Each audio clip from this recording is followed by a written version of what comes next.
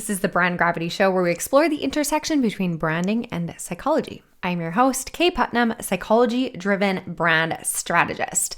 And today I am talking with a fellow brand strategist, Stephen Houraghan of the Brand Master Academy. And it's a really interesting conversation. I hope that you learn a lot from it.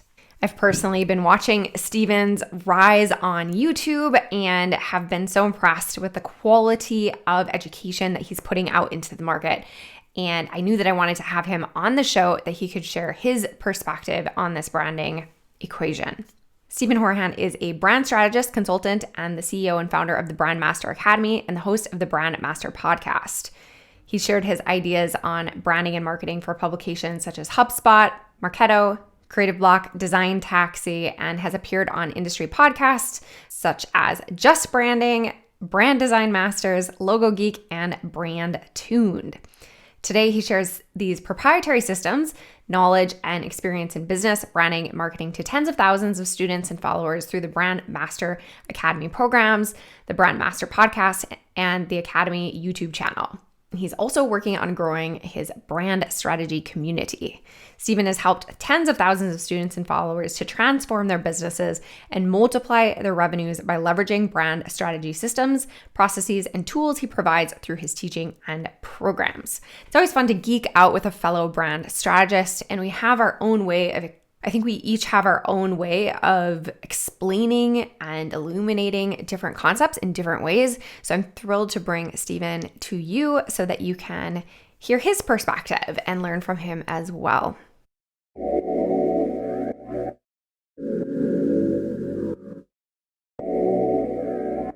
All right, Stephen. For those who haven't had the pleasure and haven't watched one of your incredible YouTube videos yet, can you give us a quick introduction to who you are and what you're doing these days? Yeah. So I'm Stephen Houraghan. I'm the founder of Brand Master Academy. I come from a background of finance first and then design later on. So the two kind of merged together as I moved into kind of looking at businesses and brands from a different perspective, from the strategic perspective. And the reason Brand Master Academy came about was because there was a lot of changes going on in the market, in the design space. And I kind of asked myself the question, well, how can I be different to all of these guys who are charging so little for their services? You know, how can I convince my clients? And that kind of, it opened up the term differentiation, and that opened up the term positioning, and that opened up the term brand strategy. So I kind of went down this rabbit hole, and I just became obsessed. And I realized the more I learned, the more that this was such a missing piece in, first of all, my knowledge, but also knowledge of entrepreneurs getting into the market. And I feel still to this day, it's a massive education gap that we see between both professionals and entrepreneurs. So, you know, that gap needs to be filled, and that gap needs to be filled first from the professional side, but also from the business owner side. And that's what Brand Master Academy is about. It's about kind of shining a light on all of the intricacies of the big pieces of brand that everybody's missing, so that, you know, entrepreneurs have a better shot of success when they come into the market, and professionals are providing a better level of service for their clients. Yes, we have a lot in common there for sure. I think when people hear the word brand, they immediately think like, oh, that's for Coca-Cola, that's for Nike. I'm just a small business. Why would I spend my time and energy on building a brand? What have you witnessed made possible when somebody actually focuses on brand?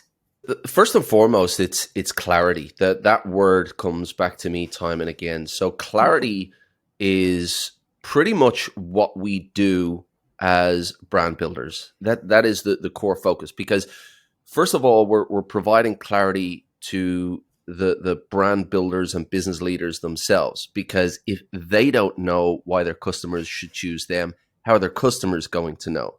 And if they don't know, how are they going to communicate that?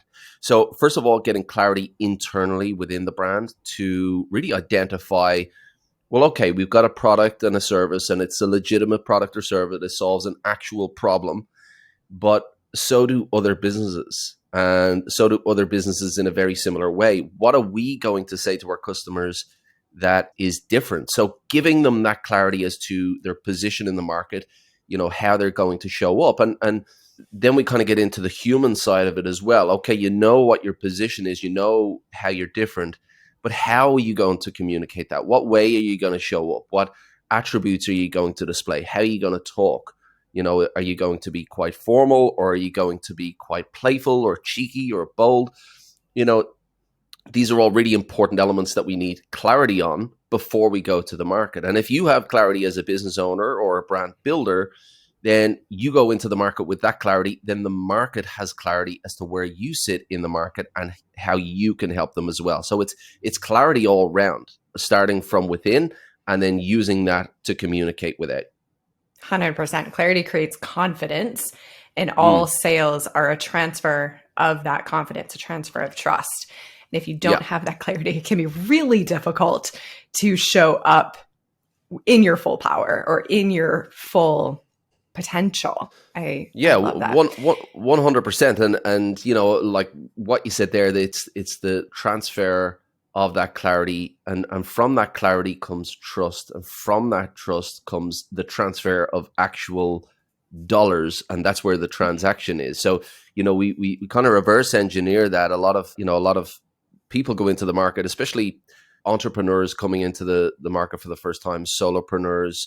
They have an idea of what brand is, and they go out and get themselves a logo and a website, and then they jump straight into the marketing side of things, and that's the ask, without building any brand at all, without creating any awareness, without building any trust. And I always bring brand building as a discipline back to human engagement and human interactions. If you walk up to a stranger in the street and ask them for a favor or something like that, well, what are your chances of getting that favor? Whereas if you build relationships and build networks, and give favors before the ask, then you have a far more likelihood that you're going to get a positive conversion on that ask for a favor. And it's the same with brand building as well.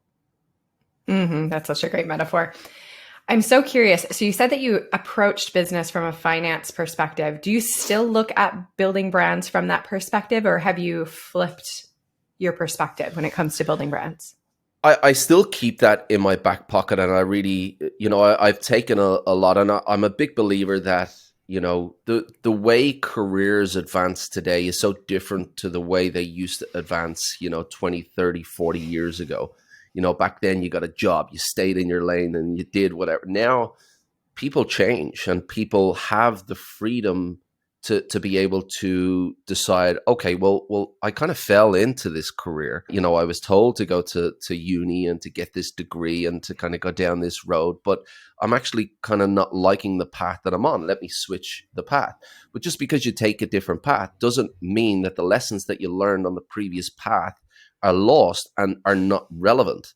They're very, very relevant. And there are so many lessons that I learned within my finance days, not really from a technical perspective. Yes, there are some things I take with me from a technical perspective, but life lessons as well that you bring into your career later on. And so I'm a firm believer that, no lesson is lost, and you take them all on your journey and you bring them all with you. But certainly today, when I look at brands, I'm able to take, the experiences that I had from kind of sitting in a boardroom with C-suite executives and things like that, to be able to be, first of all, comfortable in that environment, but then secondly, to know that, these people sitting in this room, they're good at their job. They're good at what they do. They're good at their numbers. But when it comes to brand, they are completely, a lot of them are completely ignorant. They have no idea. Some believe that you just switch on the marketing like a tap, like a faucet, and the sales come running in. So I definitely I have definitely taken the lessons that I've learned with me along the way. But today, when I look at brand, I'm really looking at it from the gap that I spoke about before, kind of getting into the areas, the blind spots of the leadership teams, and going in there with a big torch and shining the light on those blind spots to say, hey, look over here. You haven't considered this yet. And you could do that in very creative ways with just very simple questions. It doesn't have to be, you haven't looked over here. Why have you guys not done this? It's just, you kind of, you coax out their ideas and their perspectives with questions, and that highlights the gaps in their thinking, and that's how you kind of illuminate that. So that's how I like to look at things. It's kind of getting into the blind spots with the leadership teams and shining a light on it and going, hey, let's kind of get some clarity around this area, and then we build on that. I love that. When you start educating somebody about how to build their brand, or through your process, because I know that you've developed a proprietary process of your own, where do you start? What is the foundation of a brand? When I get into, so I do have a framework and a proprietary system that I use to kind of build brands, but there needs to be that foundational level understanding about what we're actually building. So there are very specific building blocks that I believe should be in place for every single brand. But before we even get to that point, I really try to instill the idea and the philosophy of the human brand, that a business is, a corporate entity, but the brand that we're building is a human entity. And what we're trying to do in building a brand is we're trying to make a business more appealing to a group of humans.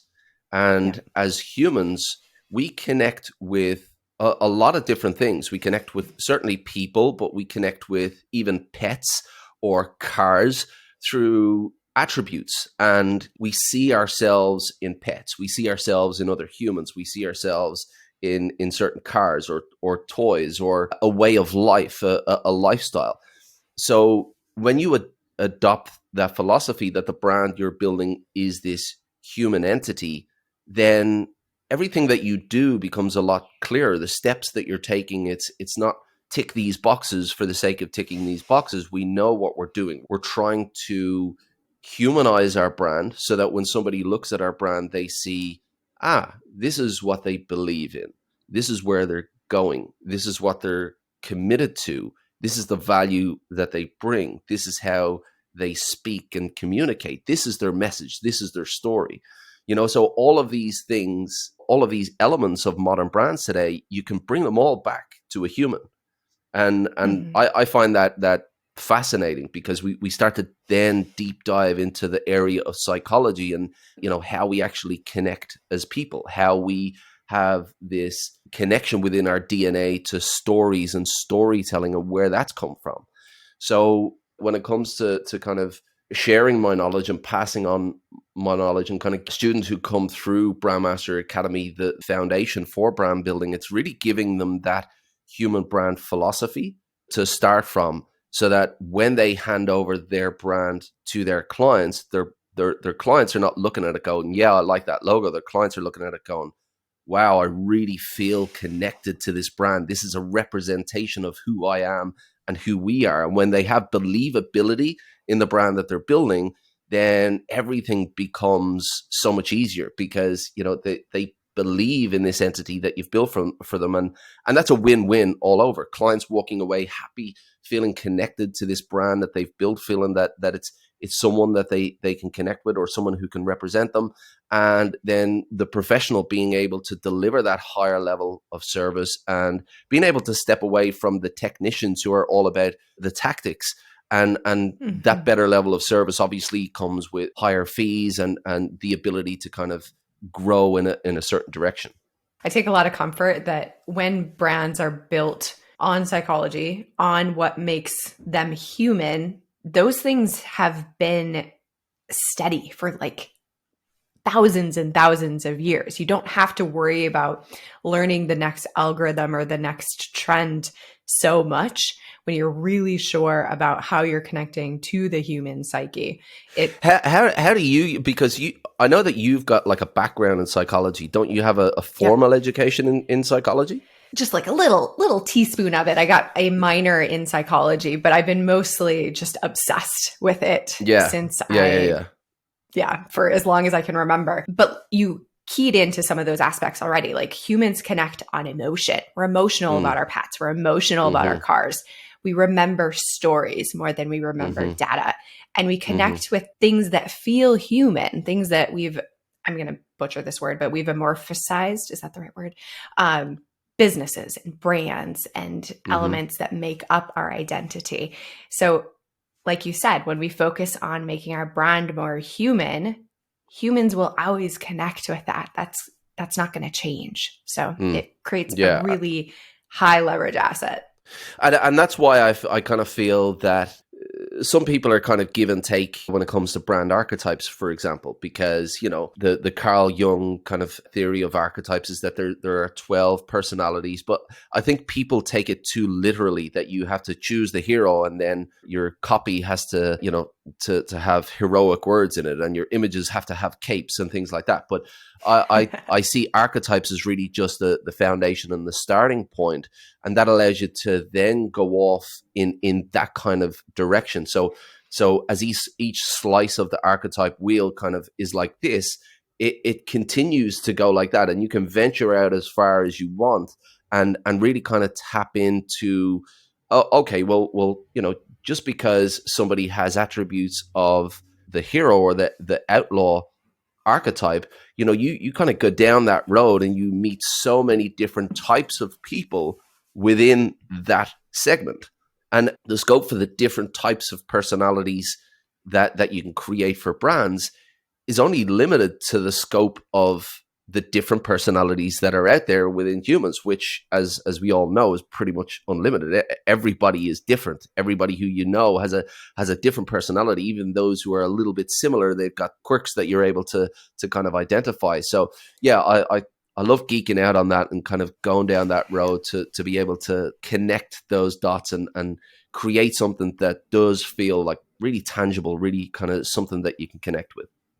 That's such a good point. Too many people stop with the cliche representation of the archetypes, but in reality, you have to find your own expression of those underlying emotions and themes that are present in those archetypes. Because if it were so literal, if there were only 12 types, like we would continue to see just the same 12 brands over and over again, but Absolutely. We all find our own shade within that. I think the key importance of archetypes is that they point us towards being more human. So instead of being like, I have better customer service, I have a faster widget, we start thinking about things that actually matter in the brand as opposed to all of the surface level attributes. It answers the question, or who are you really? And how are we going to express that in the world? Yeah. And when you think of the way we are within how we connect as people, you know, like you could meet a doctor, for example, and not know they're a doctor. You're just connecting on the personality level, and you kind of you click with them from a personality point of view, and you're like, oh, this person's cool. You know, I wouldn't mind meeting this person or bumping into this person again. And it's not until the third, fourth, fifth kind of interaction that you go, oh, you're actually a doctor. That's pretty cool. So the value that people bring to the table is usually 2, 3, 4, 5 levels down. And on the surface of that, you know, we've got our feelers out there the whole time, and we're looking for, you know, things that connect with us, things that resonate with us, things that we kind of jive with. And personality is usually one of the first touch points where we go, you know, that's pretty cool. I can kind of connect with that. And that's why it's so useful and so impactful when it comes to brands. Yep. And such a great reminder and metaphor for brands themselves. We're not always going to be leading with buy my thing, because it doesn't work. It doesn't jive with how humans actually interact. It works to have multiple interactions with the same human before they're ready to trust us with a transaction. So it's such an important lesson. We're going to get right back to the interview. For the next few seconds, I'm going to share with you my brand clarity collective and how it can help you grow your income and impact. If you're an entrepreneur who feels stuck or uncertain about what makes your brand stand out, then this is for you. The Brand Clarity Collective is a mastermind multiplied by mentorship. It's part online curriculum, part digital mastermind, and it's designed to help you get crystal clear brand clarity so you attract more perfect clients and grow your business. We have a thriving community of entrepreneurs who are all smart and driven. As a member of the collective, you get an all-access pass to all of my best branding courses, as well as access to our private community where you can connect with like-minded entrepreneurs and get feedback and support directly from me on our coaching calls. The Brand Clarity Collective is priced at just $297 per month, and after 6 months, you keep lifetime access to all of the courses. To learn more and to see if it's right for you, head over to my homepage at kayeputnam.com. There's a big section where you can click to learn more. I'll also include the link in the show notes wherever you are listening or watching. All right, let's get back. So you mentioned the education gap. What else, maybe once they've kind of tuned into the importance of brand, what do people get wrong or misconstrue about branding? The duration of building a brand. You know, a lot of people want immediate success, and today's society, we're kind of, you know, it's that whole instant gratification thing. You know, back in the day of granddad, you know, working in whatever industrial job they were working in back there, the work ethic that was instilled in people back then is not the same as it is today. And, you know, back then there was just an acceptance that you got in and you did the hard yards, you did the work, you were in for the grind. And, you know, people had a lot more resilience back then and a lot less expectations. And today, I think we're all just a little bit softer. You know, we don't have that kind of industrial work ethic that generations have had in years gone past. And when you build a brand, you really need that. If you're going out on your own as a solopreneur, you need to be resilient because you're going to get punched in the face time and again, and you need to keep going. You need to keep getting back up. You know, so one of the biggest mistakes I see is that you've built, I refer to brand and marketing as the method and the mode. The method, your brand, is the vehicle that you're creating, you know, how you're going to show up in the world, the value that you're going to bring, the personality that you're going to bring. And then the mode is how you distribute that to the world. Although a lot of people skip the whole method side of things, they just create themselves a logo and a website and they go straight to the mode and they want that instant gratification. So I think really kind of setting expectations as to, you know, how long this is going to take. Of course, businesses need revenue to survive. That is, you know, there's no two ways about it. You have to have some kind of revenue coming into the business to be able to survive. And, you know, that is first port of call. So if that means jumping on the phone or you know, spending 4 hours a day on LinkedIn trying to reach out to people to make those connections because you don't yet have a robust system for marketing and bringing in leads, well, then that's what you need to do. But if you look at your brand as you know, this empire that you're building, well, you're building it brick by brick and day by day, and you're not going to have that finished product within the first few weeks or months or even the first few years. And as long as you're bringing that revenue in to survive, well, then you survive another day to build another brick. And if you kind of take that approach, and when you look at content marketing, for example, you might spend half a day on an article or even a full day on an article. I've spent a week on some articles, but you take that article and that is one of your bricks. You know, it could be a foundational brick, or, you know, another metaphor that I like to use is that it's a seed that you plant in the soil. You take the time to kind of plow the earth to plant that seed, and then your job for that piece is done, and you move on. And you might not see rewards from that piece for months or even years, but if it grows, it could be producing leads for years and years to come. I've written articles, and I know you've done too, you know, 5 years ago, and they still account for a huge amount of the leads that I get through. And if I went out into the market looking for instant rewards for an article that took me a week to create, well, then I'd be left disappointed. And you know, so really kind of having that awareness and that resilience about what building a brand is actually like. Zuckerberg is not going to bring home the bacon. You don't turn on a brand awareness campaign and then all of a sudden, you've got brand awareness. You don't turn on a conversions campaign and then you've got all these conversions. It doesn't work that way. So, play the long game, play the short game if you have to bring in revenue, whether that's through guerrilla marketing, picking up the phone, getting into LinkedIn, or even those paid ads. But don't expect your brand to be a success overnight. This is a long game. If you're still in the game after 2 or 3 years, then you're in with a shout to actually building a brand that could succeed. Yes, I think about this so much the same way. It's always been a long-term equation for me. It's like I could spend my time creating a bunch of really short-term content that I'm hoping is going to go viral. In my experience, it just doesn't have a lasting impact. But if I turn my focus to the things that are going to matter a year from now, 5 years from now, 10 years from now, like I've been doing this now for 10 plus years. And like you said, there are assets that I built years ago that continue to earn me revenue, that can continue to build audience, that do all of these things.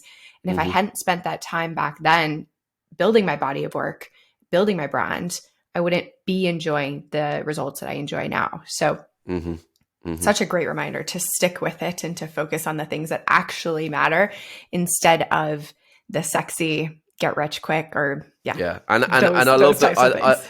I love the metaphors. I think in metaphors and I think visually as well. And I think that's why, one of my strengths is my communication, the way I visualize and conceptualize things and then put them out there. But I think that metaphor of the farmer is perfect for building brand. The farmer goes out there, rain, hail, or shine, and, plows the earth, plants the seeds, and doesn't complain, just kind of gets on with it. And you might write 5, 6, 7, 8 articles and only 1 or 2 hit home. But you just have to, you have to disassociate yourself from the results and dedicate yourself to the process, and then the results will take care of themselves.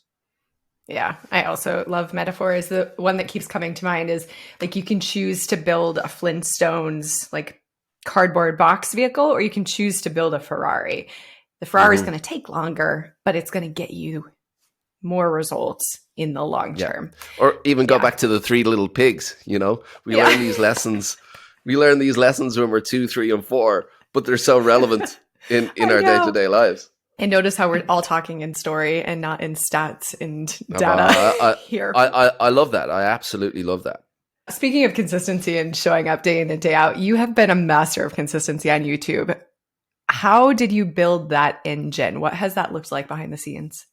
Well, behind the scenes early on, and you could probably attest to this, as can every YouTuber that has been around, it was comical starting off because you're putting yourself out there and you're like, oh, what am I doing here? When you hear when you were like 8 or 9 and you got one of those recorders where you were able to record yourself and then listen back and you hear your voice for the first time and you go, do I really sound like that?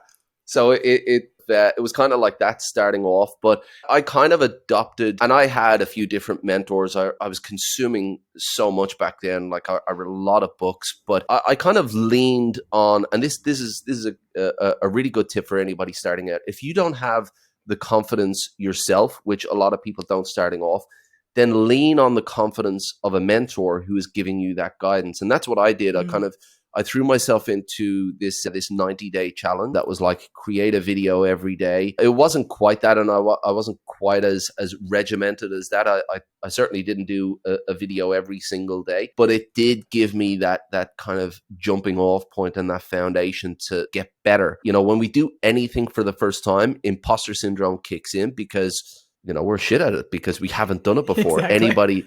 Anybody doing something for the first time, they're going to be terrible at it. But, of course, the imposter syndrome kicks in. And, that's where people's lack of resilience kind of gets in the way. And so I kind of showed up knowing that my first 30 odd videos were not going to get anywhere. I showed up knowing that my articles weren't going to get anywhere. But I learned enough to create videos that worked from a keyword and an algorithm perspective, and I did as much with my articles as well. And I just start building, and that's it. The bricks got more polished, and I learned better techniques and things like that. But yeah, starting off, it was, let's just start this, and we'll learn as we go. And I think if we're able to lean on somebody else's confidence, like a mentor, and we kind of adopt the idea that this is going to be hard, this is not going to be easy, but the results will come afterwards, and and you just keep going, then the 10th day is going to be easier than the first day. The 30th day is going to be easier than the 10th day, and the 90th day is going to be easier than the 30th day. And then you get back to you get a look back after 90 days and go, wow, look at the journey that I've been on. And that then fuels you to go, I've come pretty far. Let's see how far I can go. So yeah, I that's kind of the behind the scenes of Brandmaster Academy. I kind of I leaned on other people's confidence. I developed a bit of resilience and a mindset that this is not going to be easy, but I'm going to do it anyway.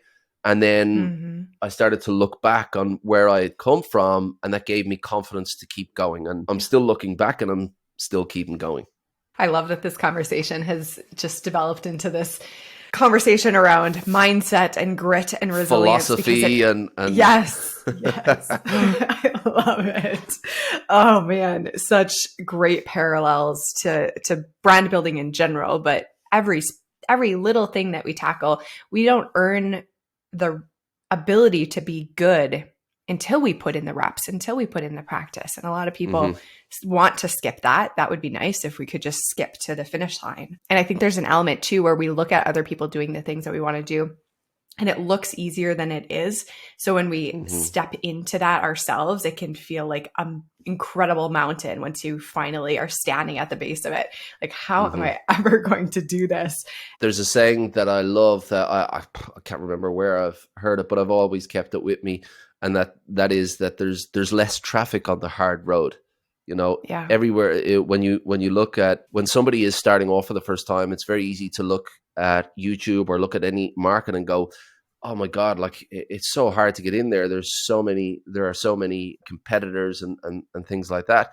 And, to just know that when you're prepared to kind of grind it out and put in those hard yards and kind of have the longevity and the consistency over time, the traffic gets lighter. There aren't as many cars on the road, and then all of a sudden you're flying at 90. Yes. So you mentioned your Brandmaster Academy, and you mentioned that you're teaching brand strategists how to do this for clients. Is that everybody, or are you also teaching entrepreneurs? What does that look like? The market is changing, and the market is always changing. So going back to, let's say 7 years ago, when I really started to adopt the philosophy of strategy, I was very early to the party, and the conversations with clients back then, it was, for a lot of them, it was so foreign. So it was a harder sell, and I kind of, that helped me to work on a system of how to actually help clients to see their gaps through, discovery calls and asking the right questions so that they could kind of realize, maybe there's more to this branding thing than I thought. But now I see the market changing, because entrepreneurs, they're also looking at the content out there in the market. You can look at influencers such as Gary Vee, or even someone like Richard Branson or Jeff Bezos, and the value they put in brand and what they say about brand. It's educating the market, and people are realizing that, well, he's actually not talking about the logo. So if he's not talking about the logo, what's he actually talking about? And so I'm finding that the two sides are coming together, and slowly the gap is being closed. And that's, as I said, a win-win for everybody, because the professionals are offering a higher level of service, and the entrepreneurs are starting to understand the value of the service being offered on this side, and they're starting to understand what they actually need when they go into the market, instead of getting themselves a logo and go, "Wait, I've got a brand." So it is professional brand builders. So that constitutes the likes of graphic designers, copywriters, social media marketers, anybody who's building a brand who works on the tactics, and they're having conversations with clients, and their clients are giving them instruction, and then those tacticians are going, "But why are we doing that? Like what's the strategy dictating this?" And they realize that there is no strategy. So they go, "Well, shouldn't we have a strategy?" And they realize that there's nobody guiding this other person who's giving them these instructions. So then they start putting together processes to go, "Well, I think I'm going to start helping my clients to build brand, rather than giving me instructions to do these tactics that are not attached to anything." So first and foremost, that is who I'm helping. But certainly more and more entrepreneurs are looking at the content that I've got there on YouTube. I'm seeing more and more comments in there of people wanting to understand more. So as I said, that's a win-win for everybody, because the market is getting more educated to the value that the professionals are bringing. Love it. Where can people find out more about you? Yeah, brandmasteracademy.com is probably the easiest place, or just on YouTube, search on Brandmaster Academy. You'll see a few of my funky thumbnails pop up, and you just follow one of them and go down the rabbit hole. But they're probably the two easiest places to catch me. I highly recommend the videos. They are fantastic, especially if you're looking for just great education around the different aspects of branding. I feel like you've done a really good job of speaking to all of the different elements that make up branding. And it can feel nebulous, but it doesn't have to be when you start actually learning about the building blocks. And you too as well. I think I remember when I started my YouTube channel, you had maybe 14,000. How many subscribers do you have now? I think we're right around 15 now. You've eclipsed me by quite a bit through your consistency and grit. Yeah, but I remember like this is kind of going back to leaning on the confidence of the ones that have kind of done it. Like, you were putting out stuff that wasn't there before, and you were filling that gap, and there still aren't a lot doing it there, and hence the education gap. So let's continue to do what we're doing and close that gap, eh?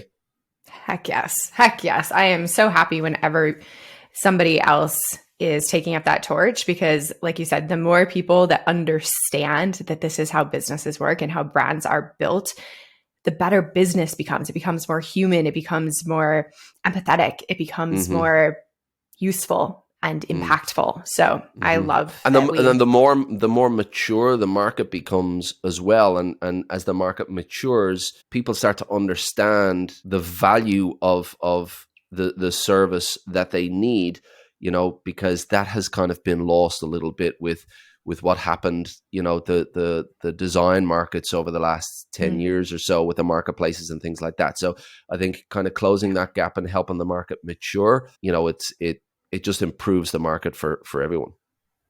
Yeah, 100%.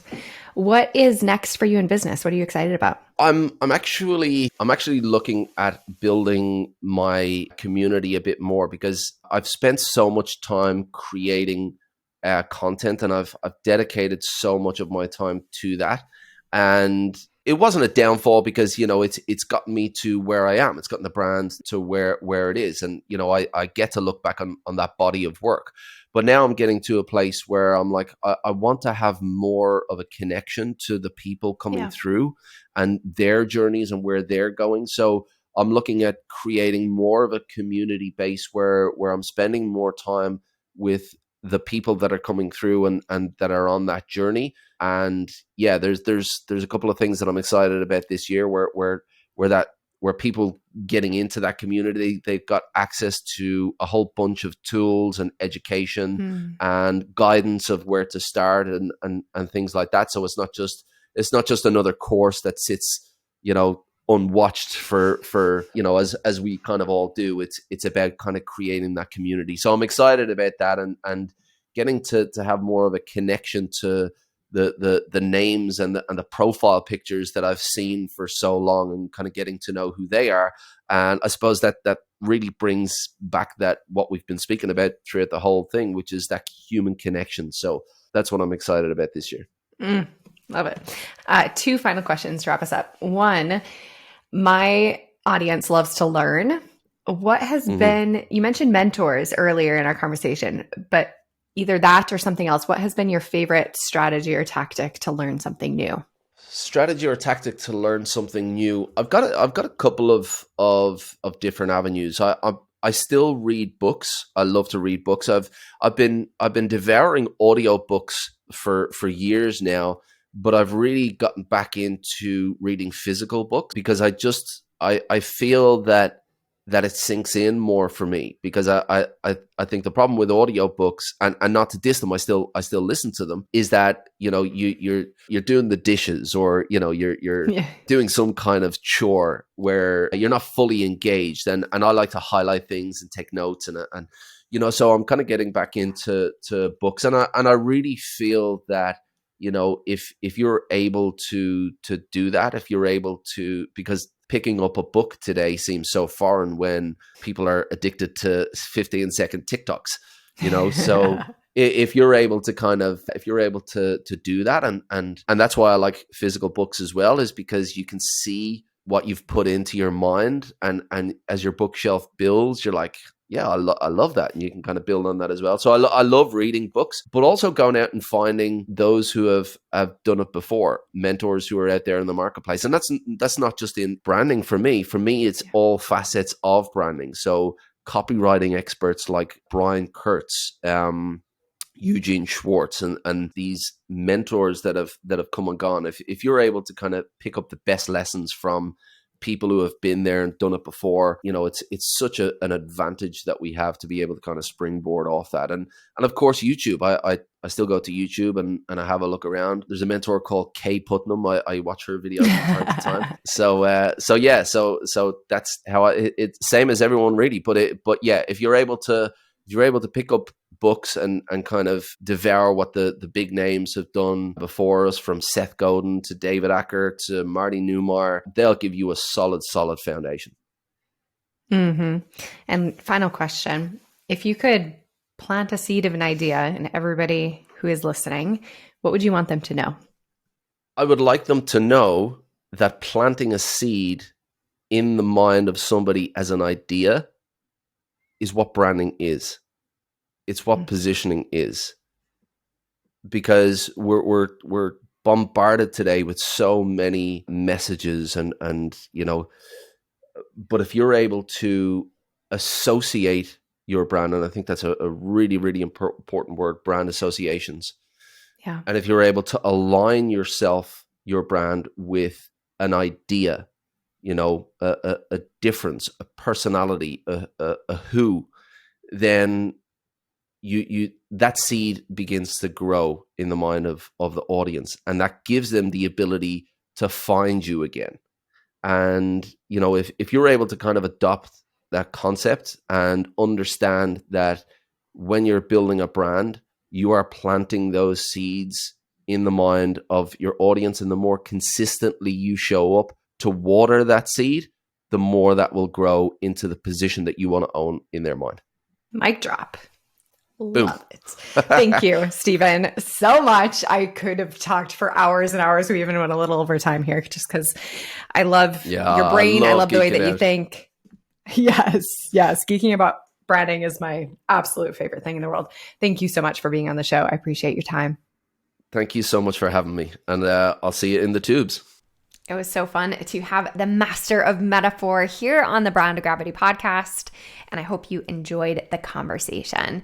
If you are interested in learning what your brand archetype is, to get that initial jumping off point that we talked about in our conversation, head over to kayeputnam.com/quiz and you'll find all sorts of resources there. Make sure that you subscribe to Stephen on YouTube. If you haven't yet, subscribe to my channel as well while we're there. Thank you so much for listening. And let me know either in a message or comments below, depending on where you are watching or listening, what was your big aha moment or takeaway from today's episode? I would love to hear what you're taking away from this time that we spent together. Until next time, I will see you soon.